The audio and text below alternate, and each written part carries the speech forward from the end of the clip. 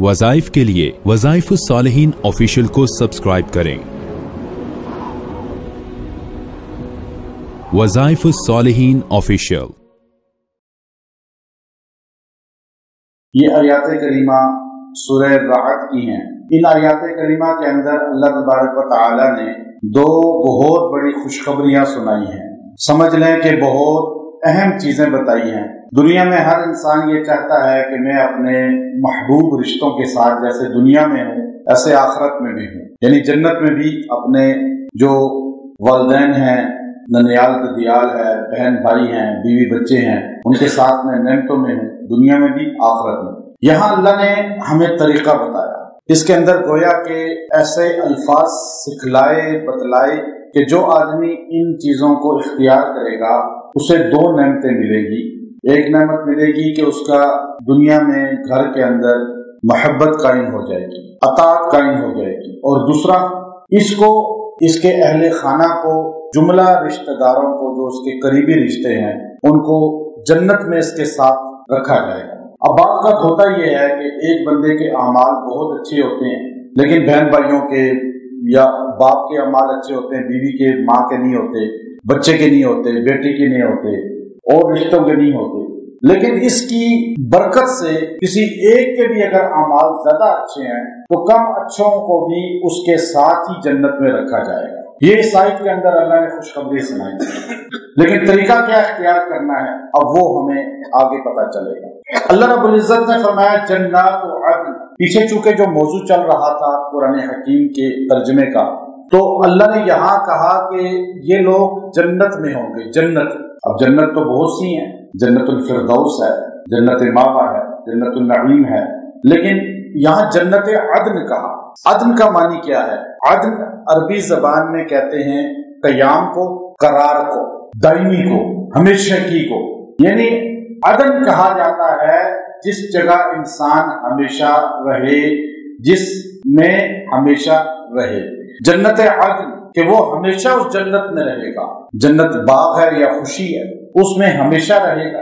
अब वहां से निकलेगा नहीं। पहली तो ये अल्लाह ने खबर दी कि यहाँ तो बीमार होके घर से निकल जाता है, औरत अपना घर बनाती है, तलाक हो जाती है, घर खाली करना पड़ता है। अपना घर बनाया जनाजे की शक्ल में तो वैसे ही उठेगा जनाजा, इसका मौत आएगी तो घर खाली हो जाएगा, लेकिन वहां से निकलेगा नहीं। एक बात यदखुलूनहा, अच्छा ये जन्नत अदन में होगा, हमेशा वाली जन्नत में, हमेशा रहने वाली जन्नत में अल्लाह ने कहा। लेकिन आगे फरमाया, उसके साथ जो जिक्र शुरू किया, फरमाया यदखुलूनहा, इसके साथ दाखिल किया जाएगा वमन सलह मिन आबाइहिम, जो इसके नेक अच्छे मुत्तकी माँ बाप में से जो थे।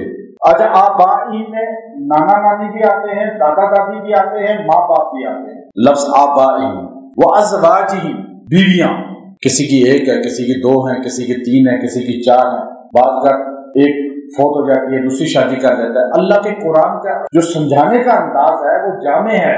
कोई बंदा नहीं कह सकता कि मेरा तो इसमें जिक्र ही नहीं।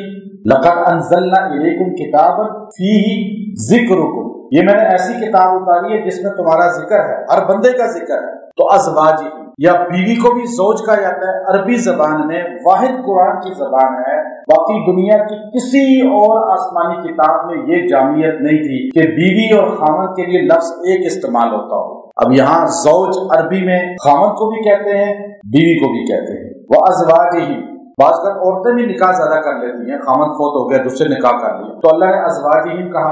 उसके बाद फरमाया वज़ुर्रियातिहिम, और इनकी औलाद, औलाद में पोता पोती भी आ गए, नवासा नवासी भी आ गए और बेटा बेटी भी आ गए। वज़ुर्रियातिहिम, अब कितनी जामे लफ्ज। अब जो आदमी नेक होगा उसका असर कहाँ तक जाएगा? नस्लों तक। इसलिए तो हम अल्लाह के वलियों की औलादों की भी इज्जत करते हैं।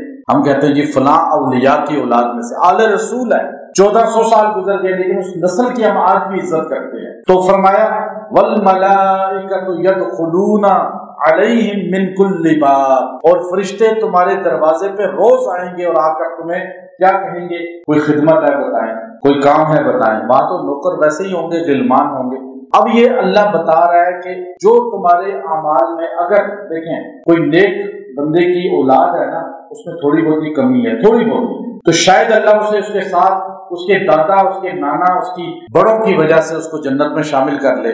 تو اس لیے ان کی بھی عزت کریں. اس لیے اہل بیت کی عزت بہت ضروری ہے, آل رسول کی عزت بہت ضروری ہے. اب یہاں فرمایا فرشتے ان کے دروازوں. پتہ چلا جو آدمی نیک ہوگا, اگر اس کے بہن بھائیوں, اس کے ماں باپ, اس کے چچا تایوں, اس کے ننیال ددیال میں تھوڑی کمی ہے, اگر اعمال تھوڑی کمی, امام ابن کثیر نے اسی کو لکھا کہ اگر تھوڑی کمی ہے, ہاں تقویٰ ہے, نمازی ہے, تھوڑے بہت اعمال کمی میں ہے, یہ نہیں کہ بالکل ہی اعمال نہیں کر رہا, وہ تو الگ بات ہے. لیکن اگر عقیدہ ٹھیک ہے اور اعمال کی تھوڑی کمی ہے تو اللہ اس کو اٹھا کے جنت میں اس کے ساتھ داخل کرتے ہیں. یہ خوشخبری ہے یا نہیں؟ قرآن کی خوشخبری ہے نا. تو اس لیے نیک لوگوں سے نسبت قائم کریں. آگے اللہ نے ہمیں ایک وظیفہ سمجھایا. اب آپ یہ چاہتے ہیں کہ آپ اپنے خاندان کے بڑوں کے ساتھ, نیک لوگوں کے ساتھ داخل ہو جائیں. آپ کے اعمال ایسے نہیں ہیں, لیکن ہم چاہتے ہیں کہ ہم ان کے ساتھ جنت میں ہوں.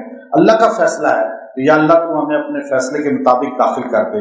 ہم طلب کا اظہار کر رہے ہیں. بیوی لڑاکا ہے, بد زبان ہے, خامد بد زبان ہے, لڑاکا ہے, اولاد میں یہ مسئلہ ہے, ماں باپ میں یہ مسئلہ ہے, بہن بھائیوں میں یہ مسئلہ ہے. تو اگر آپ برداشت کریں گے, بیوی برداشت کر کے روزانہ 3 بار خالی یہ آیت پڑھ لے جو ابھی آ رہی ہے, خامد بیوی کی باتوں سے صبر کر کے 3 بار یہ آیت پڑھ لے, ماں باپ کی وجہ سے اولاد یہ پڑھ لے صبر کر کے, اپنے بہن بھائیوں, اپنے خونی رشتوں کی باتوں کو صبر کر کے روزانہ جو 3 بار اس آیت کو پڑھے گا, اللہ تبارک و تعالی ایک تو اس کو صلے کے طور پہ جنت لازمی دیں گے, اور دوسرا جو ہے اللہ تعالیٰ ان کے اعمال, ان کے اخلاق اچھے کر دے گا. اب یہ صبر ایسی چیز ہے, ایک صبر ہے کہ آپ فوتگی پہ صبر کریں, ایک ہے کسی کی گالی پہ صبر کریں, ایک ہے کہ عام معاشرے کے لوگوں کی باتوں پہ صبر کریں, ایک صبر ہے کہ اپنے گھر والوں کی باتوں پہ صبر کریں, اپنی بیوی, خامن, بچوں, بہن بھائیوں, دادا دادی, نانا نانی, تایا چچا,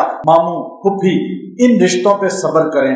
اس پہ جنت ملتی ہے, اس پہ جنت ملتی ہے. ابو الحسن خرقانی رحمۃ اللہ علیہ کو ایک بندہ ملنے کے لیے گیا, تذکرۃ الاولیاء مولانا یوسف نبھانی رحمۃ اللہ علیہ فلسطینی لکھ رہے ہیں کہ ملنے کے لیے گیا تو ان کے گھر پہ دستک دی, تو بیوی اندر سے غصے سے بولی, کون ہے؟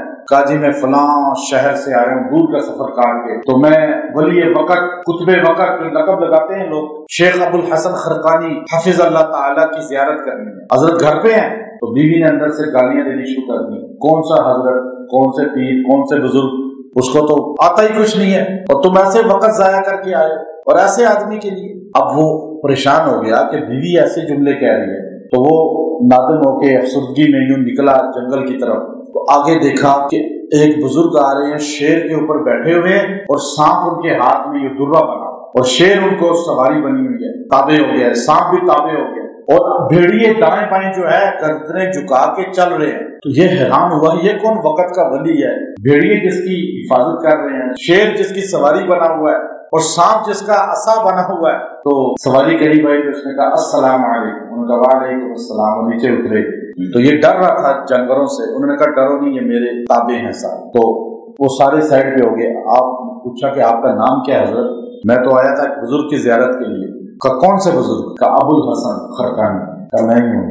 کہا آپ کے گھر میں گیا, یہ حالت دیکھی, بیوی اتنی بد زبان گالیاں دے رہی تھی.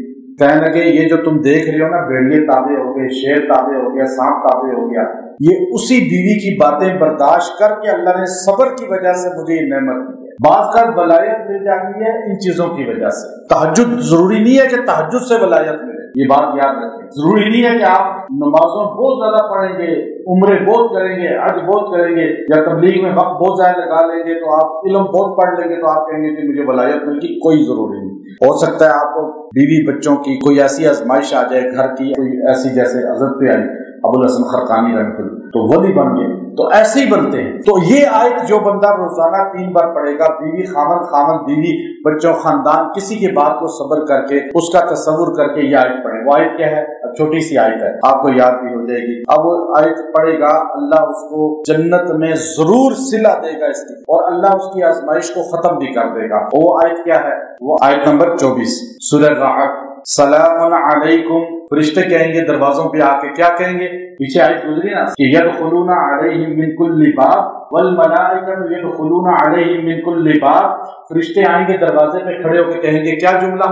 بڑے بھائی اب دیکھیں فرشتے اندر نہیں آ رہے, پردہ ہے, اندر خواتین ہیں ان کی, تو فرشتے باہر کھڑے ہو کے کیا کہیں گے؟ سلام علیکم، تم پر سلام ہو، بما صبرتم، جو تم صبر کیا کرتے تھے، فنعم عقبی الدار، تمہیں اس صبر کی وجہ سے اللہ نے کیا بہترین گھر دے دیا، اس کی برکت سے یہ تمہیں گھر ملا ہے۔ اب فرشتے بھی یاد کرائیں گے وہ پریشانیاں دنیا کی، تو بندہ افسوس کے ساتھ کہے گا کاش میری ایک بھی نعمت دنیا میں مجھے ملی نہ ہوتی، تو میں آج، کیونکہ جو جنت عدن کا ایک معنی امام راضی نے کیا وسط، سینٹر، ہر شہر جو سینٹر ہوتا ہے وہ کمرشل ہوتا ہے، تو جنت کا جو کمرشل ہے نا جگہ، وہ ہے جنت عدن، تو اس لیے وہاں ان کو محل ملے گا۔